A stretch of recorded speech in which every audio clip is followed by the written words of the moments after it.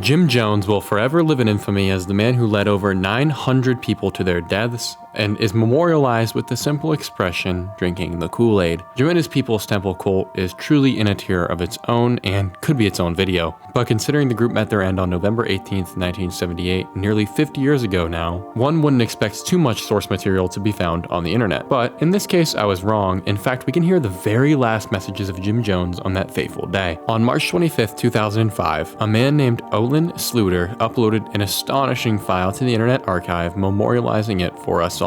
And at its finest, it really is a warning to be wary of what and who we are listening to. Although we are here for the recording itself, I do want to take a note of how it actually got on the internet because that's just as intriguing to me, honestly. Olin writes, I acquired the source cassette tape from a schoolmate circa 1979 whose father was an FBI agent. The sound levels were increased as close as possible to clipping when I mastered to CDR from cassette and then normalized to negative 18 decibels average RMS power loudness in SoundForge. That last bit means that he basically increased the audio to the maximum and then normalized it for us later on. But what's so shocking to me about this is that his school friend happened to have the cassette, and that begs so many questions for me, but I digress. The infamous clip is over 44 minutes long, so we obviously won't listen to it all here, but I have selected a few interesting segments that will leave you with the chills. And the link to the full clip is in the description, so without further ado, let's have a listen.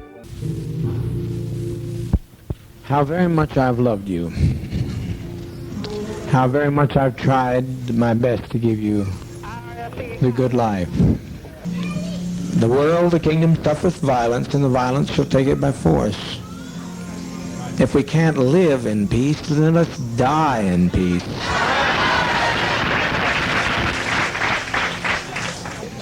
Because what's going to happen here in a matter of a few minutes is that one of those people on that plane is going to shoot the pilot. I know that. I didn't plan it, but I know it's going to happen. So my opinion is that we be kind to children and be kind to seniors and take the portion like they used to take in ancient Greece and step over quietly, because we are not committing suicide. It's a revolutionary act. We can't go back. They won't leave us alone. They're now going back to tell more lies, which means more congressmen, and there's no way we can survive. This really is the stuff of nightmares, and I'm glad that we have a clip of it on the internet just to listen to exactly what these people were hearing. Cults are pretty scary, but for many, the ocean is a terrifying place, the vastness of which is hard to overstate, but for many, it's more so the fact that we know almost nothing about the secrets hiding within it. In the pursuit of learning more about some of these secrets the ocean holds, amateurs and organizations alike have sought to uncover the truth of what lies below. To that end, what most people are not aware of is that there are many probes and sound buoys sent across the ocean and into the ocean to capture sounds of life below the surface. Most of the time these noises are as expected, however, there are a few occasions where we hear something else, not quite normal and entirely unexplainable. There are collections of these, but for your sake, I'm going to include just a few of my favorites so that we don't run over time. The most recent of which was actually recorded just a few days ago.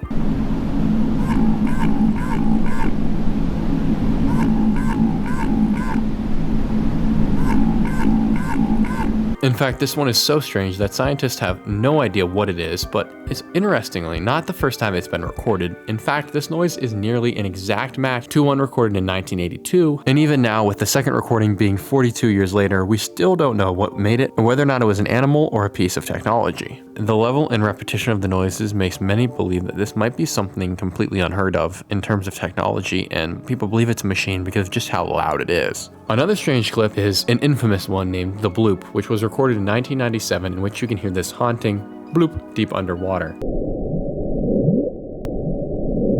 But that's only part of the recording. At about 1 minute and 40 seconds, another sound can be heard.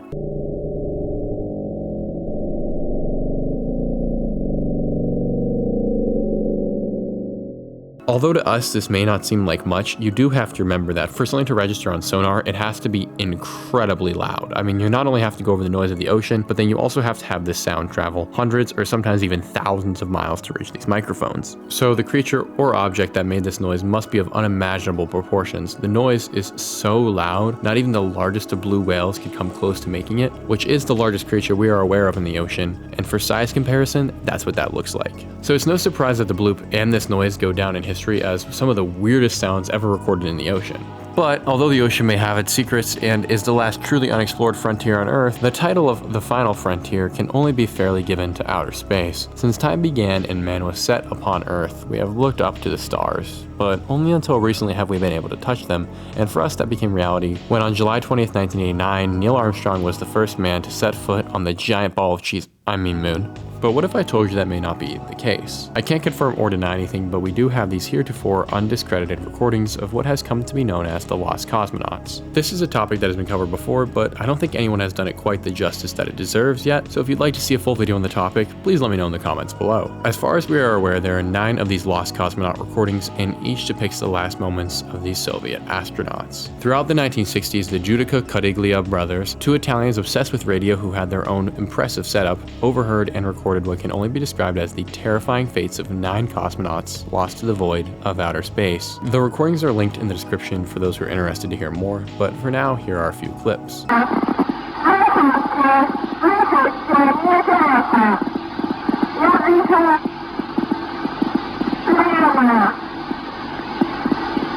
These clips are a battleground of their own, with many believing them either to be real or completely fake, and I usually don't weigh in on these things with my opinion and just leave it up to you guys, but here I'm definitely going to weigh in. I have no doubts as to the recording's validity. Over nearly 60 years, there's not been a single bit of evidence to prove them false. And in situations like this, I'm hesitant to immediately believe things because I want to ask myself, alright, if this was a hoax, what would the people stand to benefit from making it? And in the case of these 2 brothers, they got absolutely nothing out of lying about this. And in fact, throughout their entire lives, they've never once suggested it was anything but the truth. In addition to this, the main arguments against these recordings are as follows, and I will debunk them one by one. One thing you will often hear is that the cosmonauts are not using standard communication protocol, which would entail identifying yourself or using specific terminology for technical issues. This to me is flimsy at best. The notion of expecting someone to maintain decorum in a situation where literal moments can mean the difference between life and death is stupid at best. Not to mention, everyone on the ground knows who they're speaking to, so re-identifying oneself is just dumb in a moment like this. The next part of the argument is that the recordings have what is stated as disjointed sentences and grammatical errors. Yeah,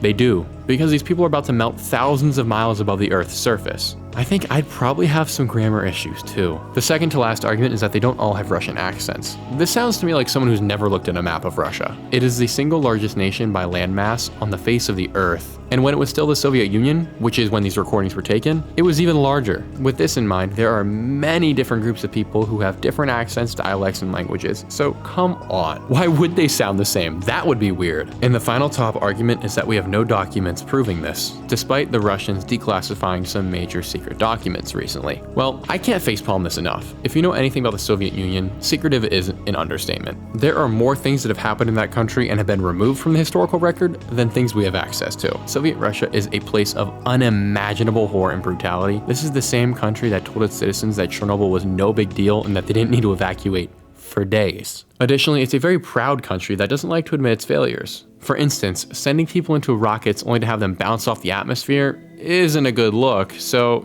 let's just take the eraser and forget they existed. So all this is to say that I without a doubt believe these recordings to be genuine. It's insane, and I really recommend looking into it.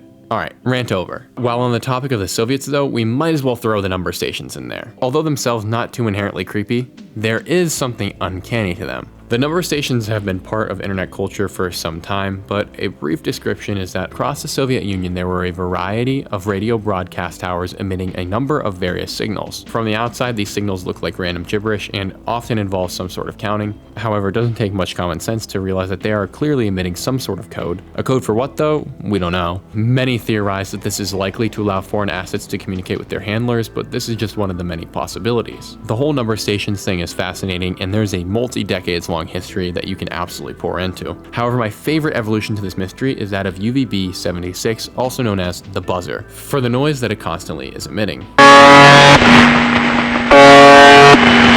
Now, since the 1990s, UVB-76 has been broadcasting the same redundant buzzing noise on end, except for on the very rare occasions where the buzzing is interrupted. And it's these very same interruptions that make this mystery even more incredible. One instance of these interruptions was on February 21st, 2006, when a transmission went UVB-76, UVB-76, 75, 59, 75, 59, 39, 52, 53, 58, 5, 5, 2, 5, Konstantin, 19098, Tatiana, Oksana, Anna, Elena, Pavla, Shuka, Konstantin, 84, 955 Tatiana, Anna Larissa, Uliana, 9414348.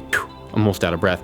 I have no idea what that means, you guys, but boy does it make me curious. This mystery, along with some others, revealed an interesting little factoid about this whole thing, which is that UVB 76 is very likely occurring over an open mic. And what open mic means and why this is so curious is that it means that there is something else playing audio next to a microphone that is then broadcasting this noise out. And we know this because eerily, on September 1st, 2010, there was a 38-second excerpt from the song Dance of the Little Swans. Hey guys, this is Editing Scoop, and I'm not sure how I made such a dumb mistake, but the song that played isn't Dance of the Little Swans, it's just Swan Lake. So without further ado, here's the clip for you guys.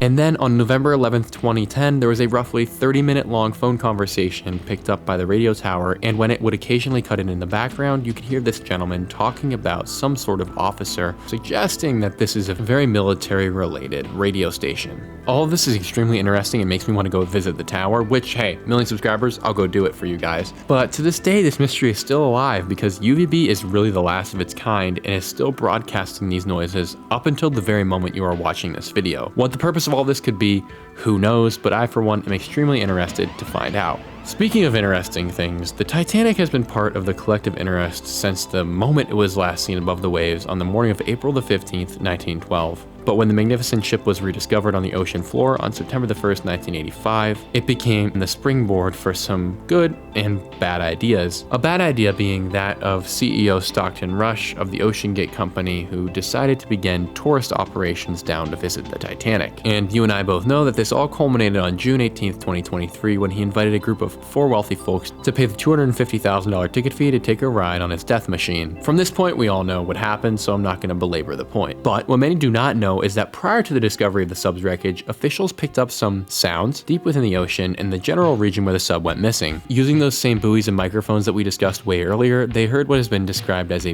bang and others as a knocking, almost like someone begging for help. Interestingly, this clip has been posted to YouTube several times and mysteriously removed, and as such is actually kind of difficult to nail down, but we do know that exists because even mainstream media admits to it. So I suppose the truly mysterious part about all of this might actually be why it's been redacted from the internet, but that being said, I did manage to find it after looking for a bit, so here it is for you. Hopefully this doesn't get the video taken down. Sound that was heard.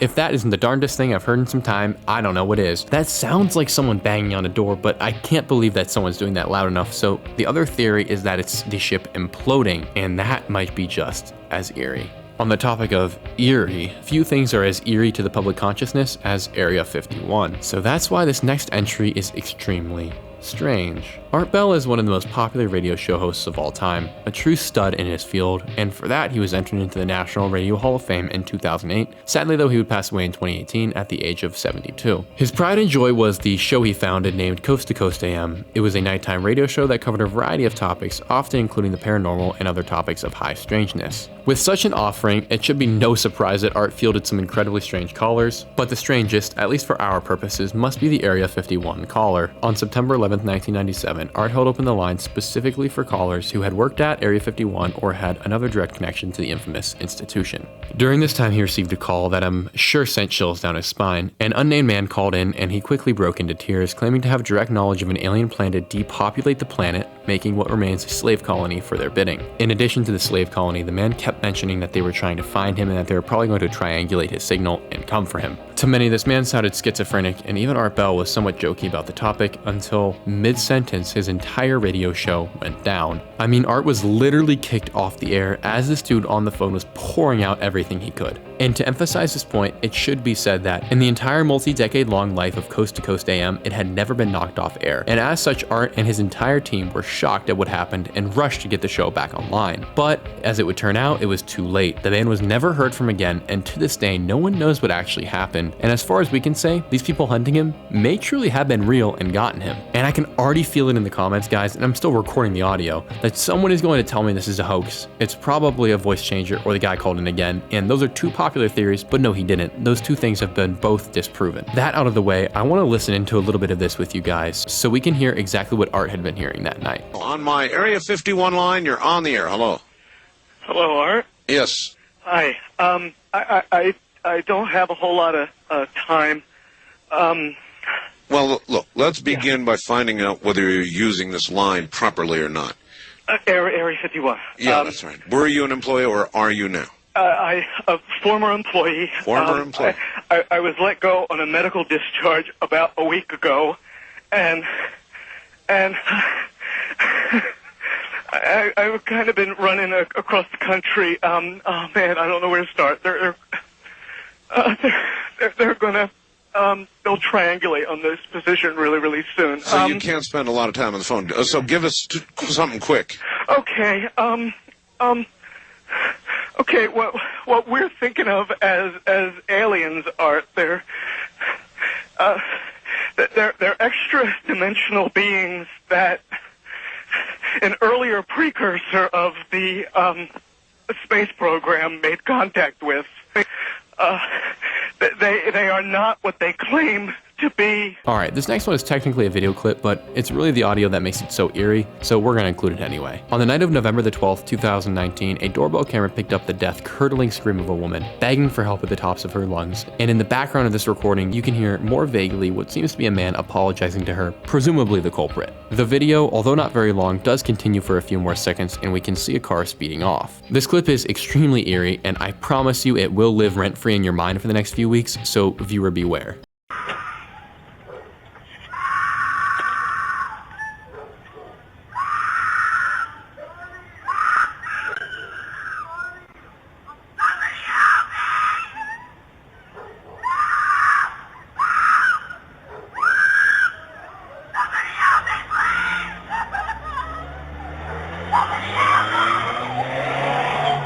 To this day, we know neither who is screaming or abducted the girl, and I believe this is still considered an open case for LAPD. This final one though is a personal favorite, and as a green text enjoyer, it really does make you think about what's making that noise. What begins as a typical day picking mushrooms in the forest, as one does, evolves into easily the most horrifying experience imaginable. This dude named Tomorrow's Garden is minding his own business, sharing his wealth of knowledge with us when an absolutely blood-curdling scream can be heard. Give it a listen.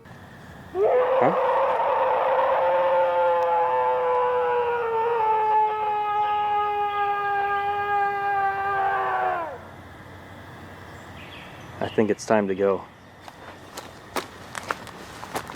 As anyone would, he left before finding out exactly what was making that noise, but to this day, it is one of the more convincing recordings of a cryptid scream, and remains a frightening bit of audio for us all. With that being said though, I hope you all enjoyed this video. It was super cramped with the holidays and travel and classes, but you guys are the best, and the growth has been wild, so I couldn't leave you guys hanging. And I also want to add though, you guys, if you want to see more content, make sure to go follow me on Instagram, where I'll be posting some short form content stuff, as well as interacting with you directly, getting your video ideas, and doing some really fun IRL live streams. I also have a Discord now, thanks to Mr. Notable for all his help building it, so make sure you go join it if you don't want to miss out on this awesome community we've got going here. With the announcements now over, I want to thank you guys so much for watching this video, and I hope to see you in chat during our stream this Saturday and every Saturday at 4 p.m. EST. Until next time though, thank you so much for watching, and I'll see you in the next one.